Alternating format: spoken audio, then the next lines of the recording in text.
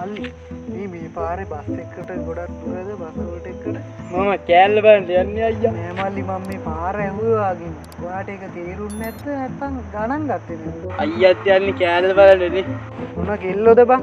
මම මේ ඉන්න තැනක්වත් දන්නේ නැහැ හරියට. කැලයක් මැද තනි වෙලා. මම මේ පාර ඇහුවේ මල්ලි. පාර පොඩ්ඩක් කියන්නකෝ. කොහෙටද මේ පාර යන්න පුළුවන් කියන්නකෝ. අයියා. ඔයාට පාර අමතක වුණාද? නැත්නම් ඔයා පාර අමතක කරාද? මට ඒක ප්‍රශ්නයක් අයියා. අනේ මල්ලි මාව ජෝක් එකකට ගන්න එපා පාර කියන්නකෝ මල්ලි මම මේ අසරණ වෙලා ඉන්නේ. හරි හරි අයියා. ඔයා කිලෝමීටර් 100ක් විතර ඉස්සරහට යන්නකෝ. එතකොට ඔයාට බස් වලට හම්බ වෙනවා. මොකක්? කිලෝමීටර් 100ක් මේකේ තව යන්න? මම මැරෙයියකෝ. අයියා. මිලිමීටර් අයියෝ මීටර් 100ක් විතර ඉස්සරහට යන්නකෝ අයියා. එතකොට සෙට් එයි ඔයාට තන. මීටර් 100ක් ඇද්දි මල්ලි හම්බ වෙනවද බස් වලට? බස් වලට ගන්නන් දන්නේ නෑ අයියා. බස් නන් අතර කරනවා. අනේ මල්ලි එනම් බොහොම ස්තුතියි කරපු දවඩ. දැන් මම මොකක්ද දැරේලා? අයියා මේ බෑග් එක. බෑග් එක නේද? සෝරි කෑල්ලට බොම හිඟා කාලා ගත්තේ මේ ඇඳුම. හරි මල්ලි හරි. හරි අයියා. යනවා හරි ජය වේවා. හරි මල්ලි.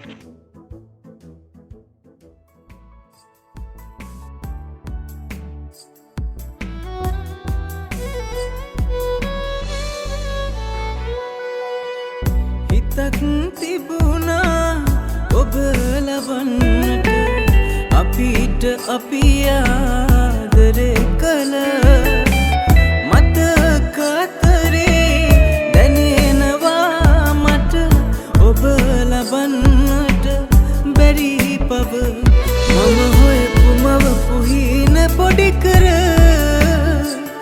දිය කර හරිනවා කඳුළු විලසට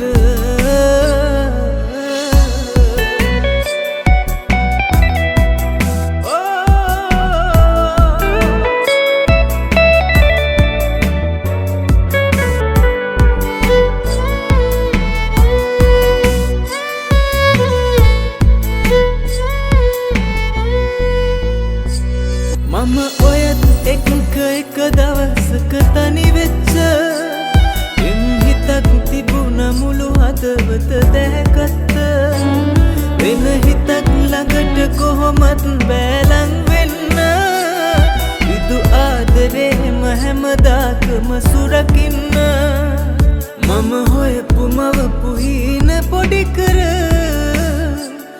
දිය කර හරිනවා කඳුළු විලසට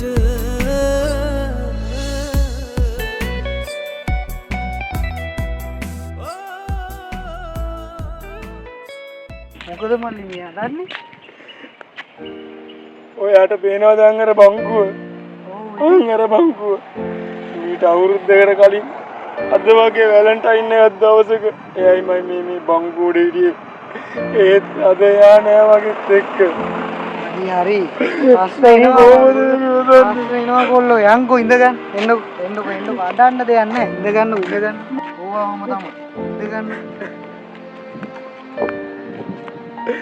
මේමයි මචං. මම මොකද්ද ඔයි කරන්නේ මේකට? මට යා නැතුව ඉන්න බෑ. කෙල්ලෝ ගැන හිතන්න එපා. කෙල්ලෝ කියන්නේ ඔහොම තමයි මචං. හරිද? මටත් මේ හිටියට මමත් බේම තමයි. ඇයි ආමඩ මේව කරේ මචං?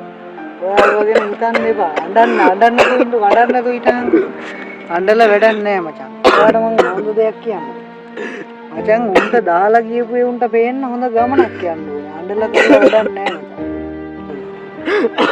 මේක ආපන්කෝ මං කියන දේ පොඩ්ඩක් ආපන්කෝ. උඹට මචං මේ දැන් කෙල්ල දාලා ගියානේ.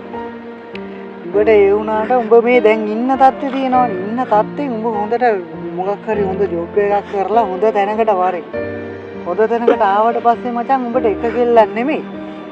කෙල්ල 100ක් වුණත් උඹ පස්සෙන් එනවා. ඒ වුණාට එයා මට පොරොන්දුනෝ මේ ඔළුවේ අත තියලා මට එදා පොරොන්දුනේ. ඔළුවේ නෙමෙයි මචං. මං දේවාල වලටත් එක්ක මට පොරොන්දු වුණා මෙහෙමයි. හරිමයි කියලා. වැඩක් නෑ බා. එහෙම නෙමෙයි. පොරොන්දු වෙන ඒවා නෙමෙයි දැන් හිතන්න. ඒක ඇත්ත. මට දැන් තේරෙන්නේ නැහැ. උඹ ගමන විතරක් හිතන්න. උඹට ආදරේ කරා. ඇත්ත මොනවා වුණත් අපිට ඉන්නේ අපේ දෙමව්පියෝ විතර. ඒක තමයි කියන්නේ. මේක කවුරුත් නෑ. උඹ ඇඬුවා කියලා මෙතන තේරුමක් නෑ. හරිද? මචං උඹට තේරුණාද මං කියපු දේ? ඔව්. බාගෙන්නවත් හොඳට හිතලා හොඳට හොඳ මේ ගමනක් යන්න බලන්න. අනිවාර්යයෙන්.